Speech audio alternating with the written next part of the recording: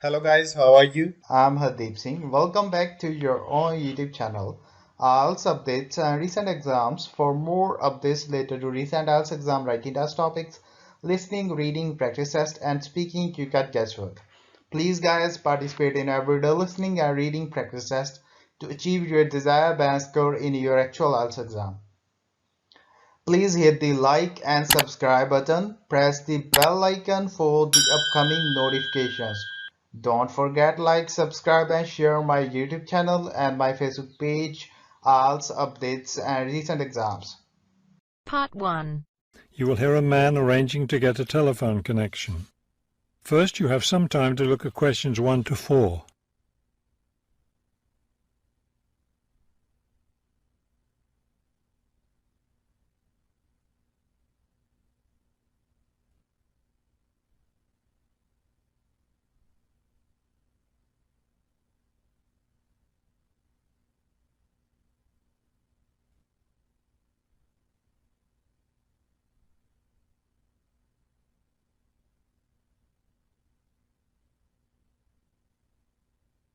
This is the ClearPoint Telephone Company Customer Service Office.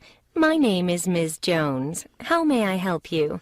Yes, I'm moving and I'd like to arrange to have a phone line installed. Of course. Let me get some information from you first. May I have your name, please? It's Kramer, Harold Kramer. And would you spell your last name for me, please? Kramer. M-E-R. Got it. Okay. Could I have the address where you'd like to have the telephone connected? That would be number 58, Fulton Avenue, apartment 12. Is that a business or a residence? A residence. It's my new home address. Then the type of phone service you want is residential, not business? Yes, it's for my home. All right, fine. Now, let me get your employment information. Who is your current employer? I work at the Wrightsville Medical Group. Then your occupation is doctor? No, I work for the doctors. I'm the office manager. Before you hear the rest of the conversation, you have some time to look at questions 5 to 10.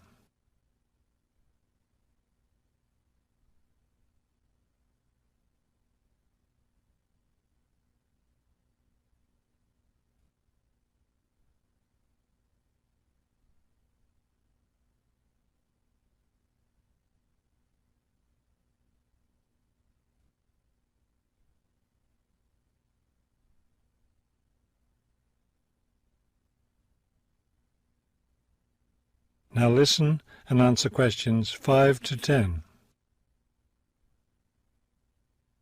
Okay. And could I have your work phone number? It's 637-555-9014. 9014. Great. Just one more thing. I need to know how long you've been at your current job. I've been working there for quite a while now. Let me see. 9, that's right, 9 years. Okay, good. You've been there long enough, so I don't need to ask about any other work history. Now, in addition to our basic phone service, we have several special services available. Could you explain them to me? Most customers opt for unlimited long-distance service. It really saves you money if you make a lot of long-distance calls. That sounds like a good idea. Then I'll put you down for long-distance service. Another popular service is voicemail. Voicemail takes all your messages electronically, and all it takes is one simple phone call to retrieve them. Voicemail. No, I don't think so. I have an answering machine to take my messages. It's old, but it still works fine. We also provide internet service if you're interested in that. I am. Please put me down for internet as well as phone service. Right. Okay, I think we're almost finished. I just need to schedule a time for the technician to go to your apartment and do the installation. Let me see. What about next Tuesday? Would that work for you? No, not Tuesday. I'll be at a conference all day. Wednesday would work, though. I'm afraid I won't have any technicians in your area on Wednesday. I could send someone on Friday. That would be fine. What time of day works best for you, morning or afternoon? Morning would be best. All right then, it's on the schedule. Do you have any questions? No, I don't think so. Thank you for calling Clearpoint. That is the end of part 1. You now have half a minute to check your answers.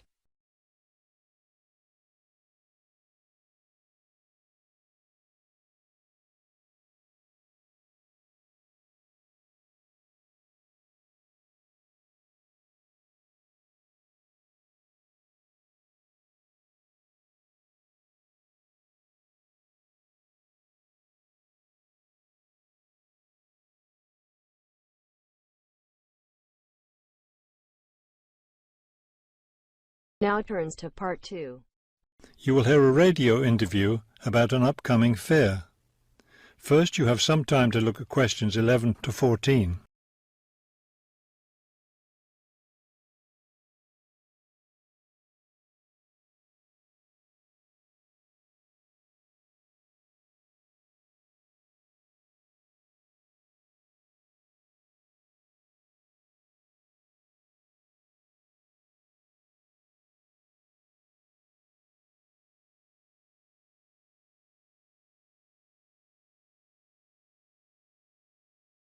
As you listen to the first part of the talk, answer questions 11 to 14. Good afternoon and welcome to City Hour, the radio show that brings you all the latest information about events in and around our city.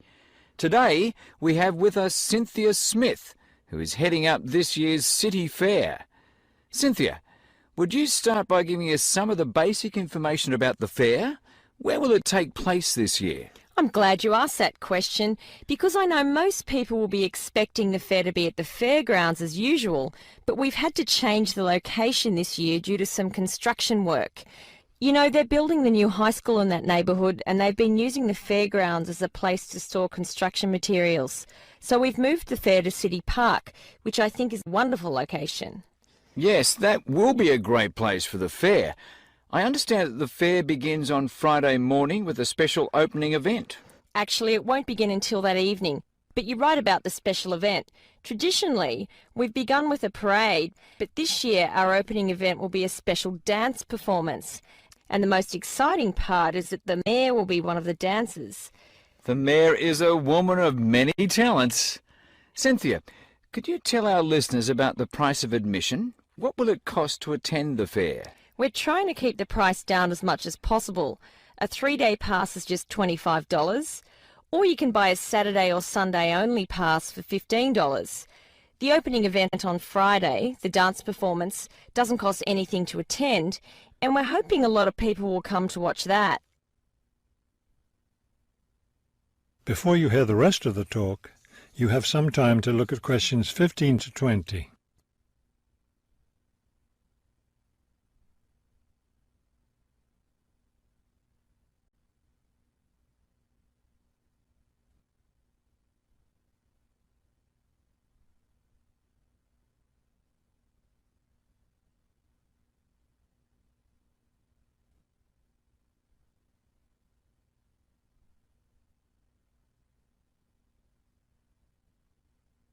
Now listen and answer questions 15 to 20. Could you tell us about some of the events planned for Saturday and Sunday, the main days of the fair? We have a lot of exciting things planned. There are a number of events especially for children, including a clown show on Saturday afternoon. On Saturday evening, we've got an event that can be enjoyed by the whole family, a concert by the lake. I'm sure that will be a popular event. Is there anything special planned for Sunday? Yes, a really fun event, and we hope a lot of people will participate. There'll be a singing contest in the afternoon. It's open to everyone at no charge. It doesn't matter whether you're an experienced singer or not. If you've always dreamed of singing on stage, this is your chance. That sounds like a lot of fun. I think it will be.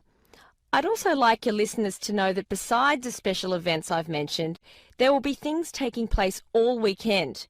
For example, at the food court, international food will be served. You'll be able to sample dishes from all around the world. There will also be special games for children at different locations around the fair. Will there be things people can buy, souvenirs, anything like that? We have a large area set aside where there'll be crafts for sale. This will be an opportunity to buy many lovely handmade things and to get to know some of our local artists and craftspeople as well. It sounds like there will be a lot of fun for everyone at this year's fair.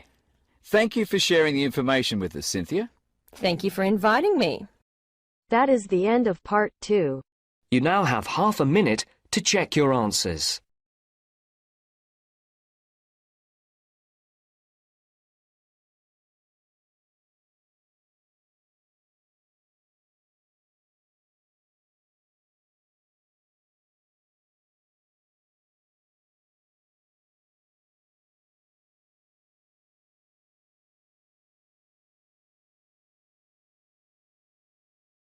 Now turns to part 3. You will hear 3 students talking about how to spend their time before going to university. First, you have some time to look at questions.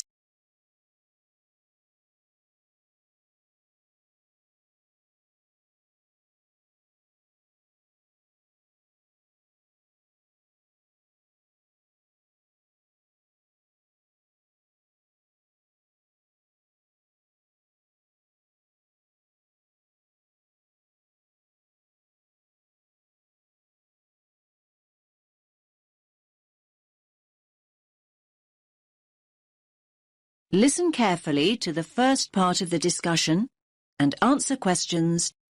What's that you're reading, Matt? Oh, hi Tara. It's an article about taking a gap year before going to university. Is that what you're thinking of doing then? Well, I hadn't really considered it as an option, but reading this has got me thinking. I'm looking forward to starting at uni, but I wouldn't mind a bit of time to myself first. Hi guys. What are you talking about? Hi, Sandy. How's it going? Matt's reading about gap years. He wants to put off going to uni. I think a gap year's a great idea. I'm definitely thinking about it. Are you? What would you do with the year? Well, the programmes I've looked at involve volunteering of some kind. I wouldn't want to just go travelling for a year. I couldn't afford that anyway. The idea would be to work and help people, but more importantly, to grow up and come back knowing more about the world than I do now. Obviously, I'd choose somewhere hot and sunny. So, what exactly is volunteering? I mean, OK, I understand it means doing something for nothing, but what does it mean in terms of a gap year? Yeah, it means working with programmes in countries where people need support or some kind of aid. I bet your mum and dad aren't quite as enthusiastic as you are about all this. On the contrary, they're really supportive. They can see all the pluses. They realise that I don't know exactly where I want to be in 10 years' time. They think it'll give me time to figure things out and not make decisions I might regret later. I think I'd be worried about how the university look at it, though. Don't you think it suggests you're just putting off studying? Definitely not. Our tutor told us that a lot of universities encourage students to take a gap year. They see a year away growing up and maturing as an asset. Students arrive in higher education with an extra year of life experience, depending on what you do with the time, obviously. Yes, I can see that tutors might like having a few well-travelled students around. I mean, ones that have a more developed perspective. I think they also appreciate that students who come back from a year away doing something worthwhile have a stronger sense of direction and a clearer idea of what they hope to achieve. They probably speak at least a few words of another language too. The most important thing for the unis is that students are motivated. So anyway, what does your article say about the options? Do they suggest where students should go on their gap year? You now have some time to look at questions 26 to 30.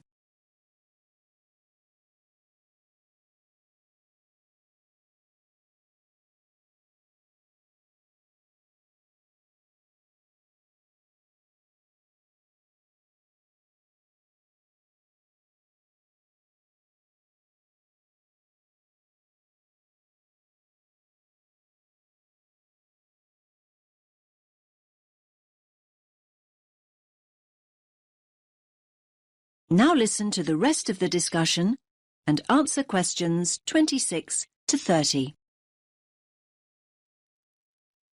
Well, apparently, Australia's the country where the highest percentage of students take a gap year, and it's the most popular destination for gap year students from other countries as well as Britain. I like the sound of a year in Australia. They say here that there are 3 main attractions. The abundance of great coast, beautiful beaches, learn to surf, all that stuff. Then there's the amount of time you can spend enjoying outdoor activities, like hiking and loads of sports. And thirdly, the cosmopolitan cities, especially Sydney, which apparently is awesome. It's a great country for young people because there's so much to do. Loads of adventure, and sunshine, obviously. Sounds good to me. Unfortunately, it says here the cost of getting there in the first place can be prohibitive. However you make your way there, it's expensive. Unless the bank of mum and dad help out, that is. Then, look, they also mention various places in Africa, but they single out Ghana. Students can get involved with the construction of new schools or teaching the kids that are already in them. That does sound really rewarding and interesting, I have to say. I guess there's a huge sense of achievement with something like that, and you get fantastic life experience from living in another culture. I think you pick up some real practical skills too. Skills you can bring back with you. Another place I really like the sound of is Nepal. What's the attraction there?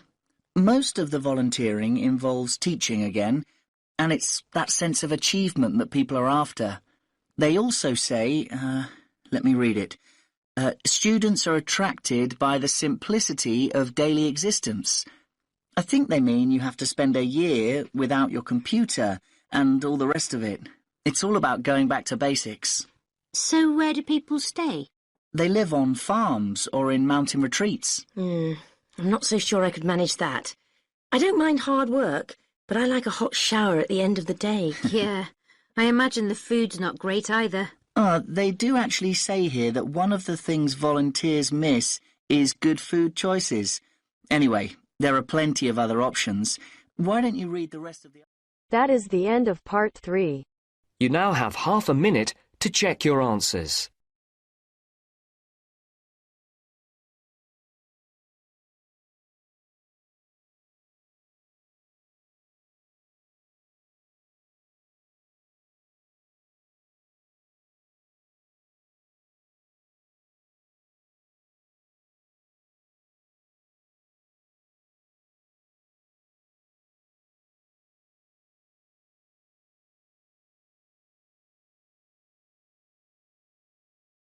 Now turns to part 4.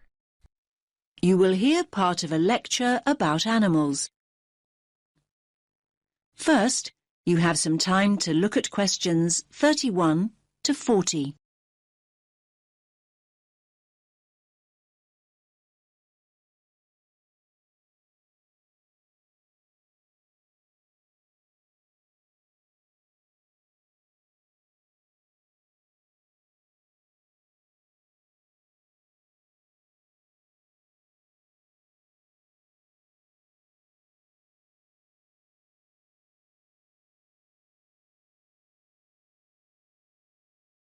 Listen carefully to the lecture and answer questions 31 to 40. In today's lecture, I'm going to talk about avoiding predation. What does that mean, I hear you say? Well, you probably know the word predator. I'm sure you've all seen Predator the movie. Well, a predator is any animal that hunts and kills another animal. That animal, and I was going to say that smaller animal, but it's not always the case, is the prey. An owl, for example, is a predator, and a mouse is its prey. A lion is a predator, and a much bigger animal, a buffalo, for example, is its prey. So when I say avoiding predation, what I mean is not being caught and eaten. For many small animals, not being caught and eaten is pretty much a full-time job. many animals that are predators themselves may be the prey of another, usually bigger animal. This is what we popularly call the food chain. So, how do animals avoid predation? Well, they have what we call defense mechanisms. These are ways in which the species adapted over time to give it an advantage over its predators. Any adaptation of this kind increases the species' chances of survival. Over time, species that have not adapted, that is, developed some sort of defense mechanism, have met with extinction. There are various forms of defense. The first is probably very obvious, and that's speed. Predators can't feed on what they can't catch. Running away is a very effective defense mechanism, as some of you can probably remember from primary school. Flight is even more effective. Species which have developed the ability to fly over time have an enormous advantage. Far more birds would be a meal out in the wild if they couldn't fly. The second mechanism is protective coloration. You might hear the word camouflage used too, but I personally find that too simple a term when it comes to the animal kingdom. Protective coloration includes a number of slightly varied mechanisms within the overall term. Some animals blend in with their background. A chameleon is a good example. It sits on a tree and it looks like the branch of that tree. Butterflies have what we think of as beautiful patterns, not to be beautiful, but to confuse and warn off potential assailants. They blend in with the flowers around them, but may also look like something else. Some butterflies have patterns that look like huge eyes, and a would-be predator is scared off. There are all sorts of stories about how the zebra got its stripes, and not many people really know what the stripes are there for. Well, that type of coloration is called dazzle camouflage. A zebra stands out when alone and stationary, but when zebras move rapidly in a herd, their stripes create motion dazzle, a confusing, flickering mass to the eye of a lion or cheetah that might be giving chase. Selecting a target becomes far more difficult. Now, of course, animals are caught. They're frequently caught, but that might not mean the game's up. Some animals make themselves difficult or horrible to eat. Hedgehogs have sharp spines that deter a predator from tucking in even when it's captured its prey. The predator is very likely to give up when a spine gouges an eye or gets lodged in its throat. Numerous species of creature, turtles or snails for example, have developed a tough outer shell that makes it almost impossible to devour. One of my favorite creatures is the skunk, which emits a repulsive smell on being cornered, enough to send any attacker herring back into the undergrowth. In a similar way, some sea-dwelling mollusks can emit an ink cloud that fills the surrounding water, concealing it from a predatory fish that may be circling. There are frogs that go one step further. They're so poisonous that even if a predator does try and eat them, it'll probably keel over and drop dead first. Now, you'll probably be surprised, but I'm going to go on to talk about plants. Yes, many plants have defense mechanisms in exactly the same way as animals. You've probably all been stung by a nettle. That is the end of part 4. You now have half a minute to check your answers. So guys, don't forget like, subscribe and share my YouTube channel and my Facebook page, IELTS updates and recent exams. For more updates related to recent IELTS exam writing test topics, listening, reading, practice test and speaking, you got guesswork. Please guys, participate in everyday new IELTS listening and reading practice tests to achieve your desired band score in your actual IELTS exam. For more IELTS material, visit my official website www.ieltsupdatesandrecentexams.com. The link is given below in the description. If you need PDF files of latest IELTS material, then please join my Telegram channel. So guys, please write your score below the comment section. Again, thanks for listening. God bless you all guys. Stay tuned, stay safe.